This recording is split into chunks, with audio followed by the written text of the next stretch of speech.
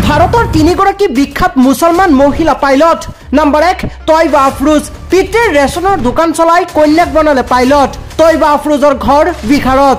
মতিউল হক আৰু শামছুন্নেছাৰ কন্যা এইগৰাকী তৈবা আফৰোজ। এদিন তাই কৈছিল, এই মুছলমান ছোৱালীজনীক চাওক, তাই উৰাজাহাজ উৰুৱাব পাৰে। হাজাৰ হাজাৰ মুছলমান ছোৱালীৰ বাবে তাই অনুপ্ৰেৰণা। সৰুৰে পৰাই ইচ্ছা আছিল পাইলট হোৱাৰ, আৰু তৈবা আফৰোজ অৱশেষত পাইলট হ'ল। নম্বৰ 2 সৈয়দা সালৱা ফাতিমা। এইগৰাকী সৈয়দা সালৱা ফাতিমা পৰিচিত হিজাবী পাইলট হিচাপে। সদায় হিজাব পৰিধান কৰে এইগৰাকী পাইলটে। উৰাজাহাজ চলোৱাৰ সময়তো পাইলট গৰাকীয়ে পৰিধান কৰে হিজাব। পিতৃ বেকাৰীত কৰ্মৰত। ঘৰ তেওঁৰ হায়দৰাবাদত। বৰ্তমান হাজাৰ হাজাৰ মুছলমান ছোৱালীৰ বাবে অনুপ্ৰেৰণা এইগৰাকী সৈয়দা সালৱা ফাতিমা। নম্বৰ 3 সাৰা হামিদ আহমেদ।